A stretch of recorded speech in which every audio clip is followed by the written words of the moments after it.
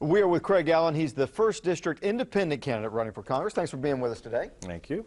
Let's talk a little bit about 1 minute or so. Tell us why it is that you're running for office, why you think you're the best person for the job. Well, in the past, I tried to get a few things done in a related industry of my work, and I didn't get anywhere, and everybody told me that if I wanted to do that, I'd have to fight an awful lot of lobbyists, and I would never get it done. So I decided to tackle that myself. But I think what I have to offer the most is, as an independent, is I am able to represent the people of Oklahoma in the 1st District free of any special interest in any lobbyist group, and I think we need a third party to, if not referee, at least add other thoughts and some fresh ideas. Let's talk a little bit about the economy and jobs. Certainly one of the biggest topics this election cycle.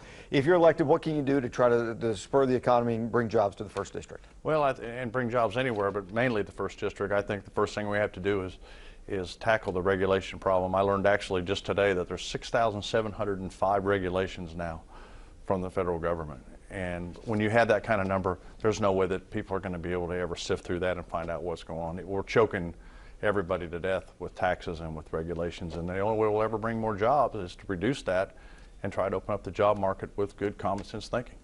Let's talk a little bit about health care. Obviously, the Supreme Court upheld the Health Care Reform Act. What would you like to see happen with health care? What do you think is the most fair thing to do? Well, I think probably the most fair thing to do is take half a dozen or a dozen things that make sense to both sides, and then build on top of that and see if we can get a panel of doctors and a panel of experts from the medical profession to sit down and figure out if we can come up with a universal health care, maybe something similar to that Congress already enjoys, that we can do equally across the country where everybody has that opportunity at an affordable cost. Right now, I don't believe it would ever be affordable, and as I understood it, is for 30 million people, we have 350 million people. Right. So that's a concern. You know, we continue to see the nation's debt and the national deficit just grow. It seems like each and every day, each and every year. What would you do to try to bring that under control? Well, I understand that a great portion, about 40% of tax money collections are wasted. So if we go in and we find out where the waste is and get rid of that, I think we can probably use that money in other areas and balance the budget. An awful lot of people say a balanced budget is imminent. Well, I don't know if it's imminent, but a balanced budget amendment will make it happen instead of, well, we went over it, but we shouldn't have, but I guess we'll just try it again next year. I think we need to tackle it hard. All right, let's talk about Social Security. With each election cycle, we're a little closer to it running out of money. What would you like to do for Social Security? Well, the first thing I'd like to do is make sure that nobody's allowed to tap into Social Security.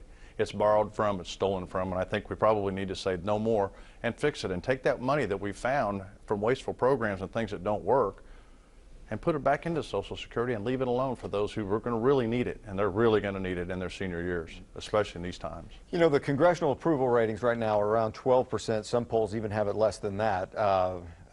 It's the lowest point in history. Right. If you get elected, what could you do to help people trust Congress again? Well, I think if we expose where an awful lot of the waste is, and if we come in and give them a good common sense approach and not have non-bipartisan, you can't have one side of the aisle tugging against the other side and you have some other ideas in there. I think it's time for a third group. I don't know if it's a third party necessarily, but I think if people actually see something happening and things are exposed, you'll gain their trust, but it's probably a slow process.